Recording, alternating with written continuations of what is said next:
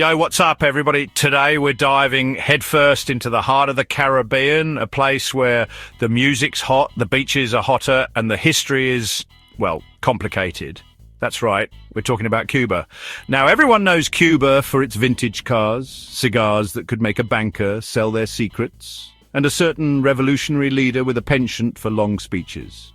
But beneath the surface, Cuba simmers with a unique blend of culture, resilience, and some seriously head-scratching quirks. So, buckle up, mis amigos, because we're about to take you on a wild ride through 12 things about Cuba that'll make you say, wait, they do what? Cuba, the Caribbean's hidden gem, is a land of vibrant contrasts. Beyond its stunning beaches and lively rhythms, Cuba boasts a rich history that seamlessly blends the past and present. As tourists immerse themselves in this colorful environment, they're struck by the island's unique charm. But that's not all. Cuba has its fair share of quirks and surprises. Let's explore 12 of the strangest things about Cuba. All right, picture this.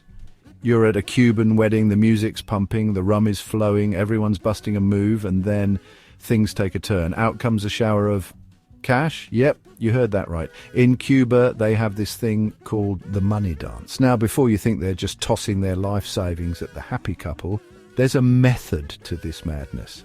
Guests pin money on the bride's dress. Think of it like a supercharged, rhythmic version of pinning money on a birthday boy or girl.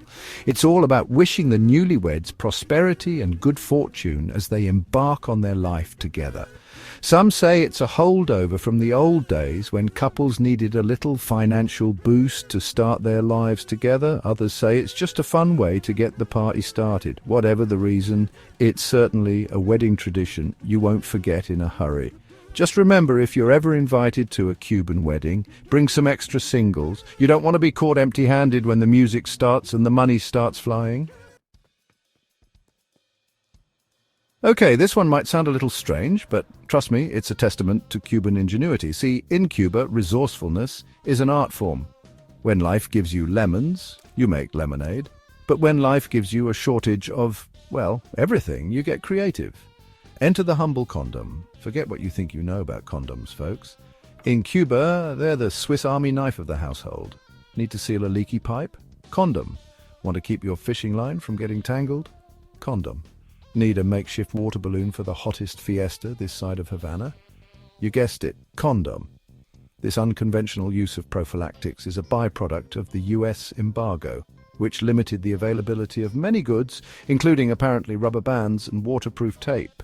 But hey, who needs duct tape when you've got ingenuity and a year's supply of, party balloons?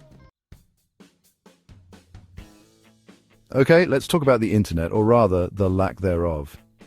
Imagine a world without Google, Facebook, or cat videos. Sound like a nightmare? Well, for a long time, that was everyday life in Cuba. We're not talking about spotty Wi-Fi here, folks. We're talking about full-on, dial-up era internet access. It wasn't until 2018 that Cubans got widespread access to mobile internet. Before that, logging on meant trekking to a government-controlled Wi-Fi park and paying for a precious hour of internet time. Imagine the queues, imagine the frustration. It was basically like trying to get on the internet during a family reunion, with everyone in the entire country. But you know what they say, absence makes the heart grow fonder, or in this case makes you really appreciate high-speed internet when you finally get it. All right, so we all know that Cuba and the US haven't always seen eye to eye, politically speaking.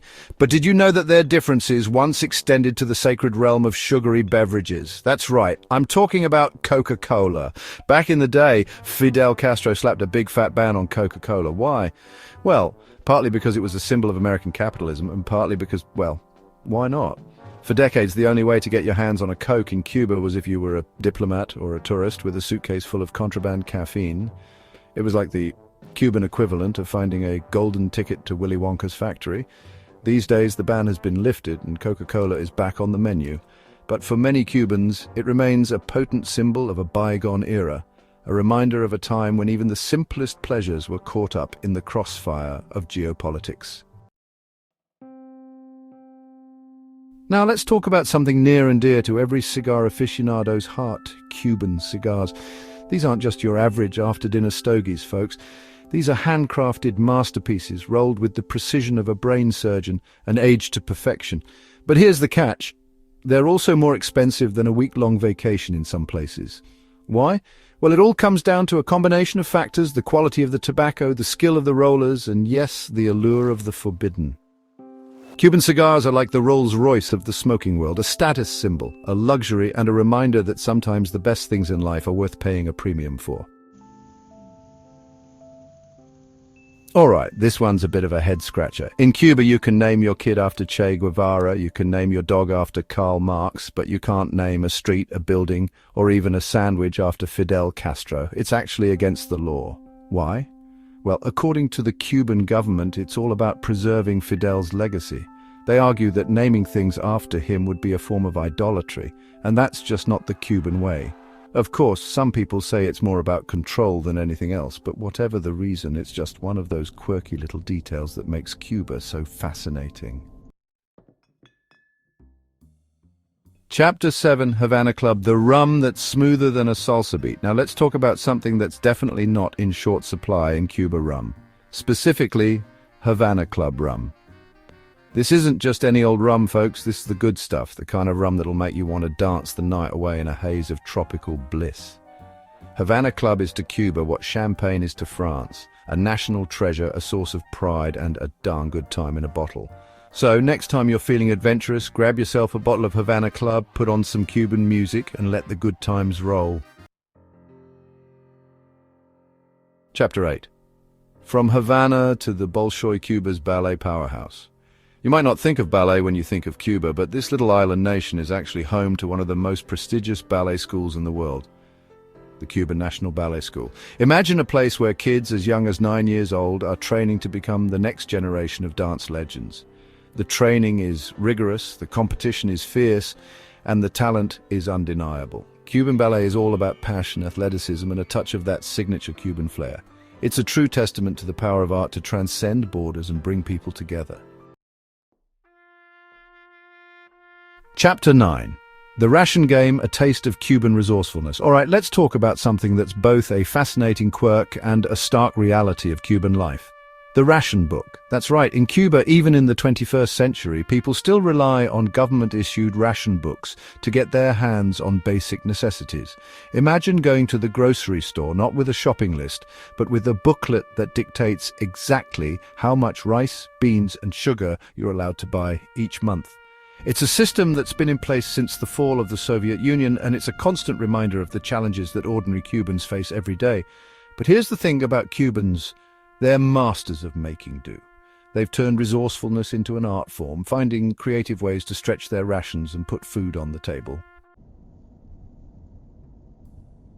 Okay, let's be real. One of the first things that comes to mind when you think of Cuba is those vintage American cars cruising down the Malecon.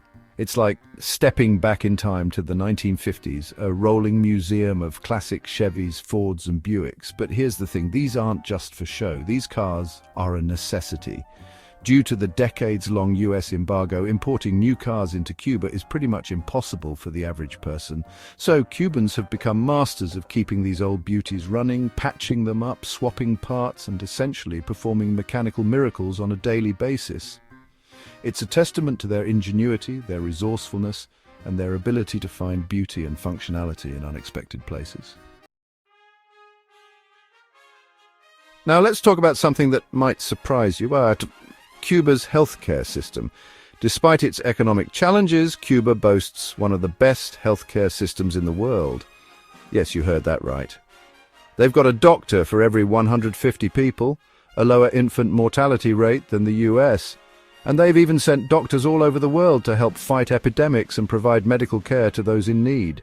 It's a testament to their commitment to social justice, their belief in the power of preventative care, and their ability to achieve remarkable things with limited resources.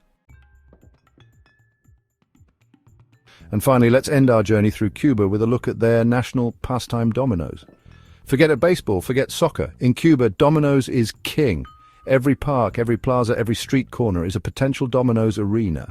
It's a game that's all about strategy, skill, and a healthy dose of trash talking.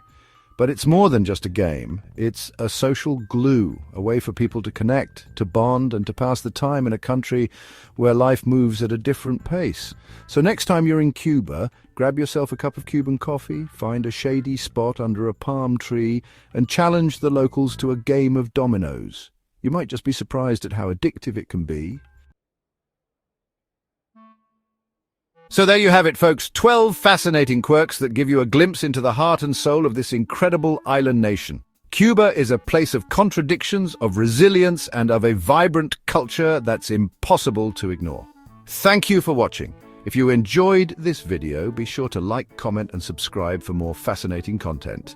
And hey, if you've got any crazy Cuba stories of your own, drop them in the comments below. We'd love to hear them. Until next time, stay curious, stay informed, and keep exploring the world one quirk at a time.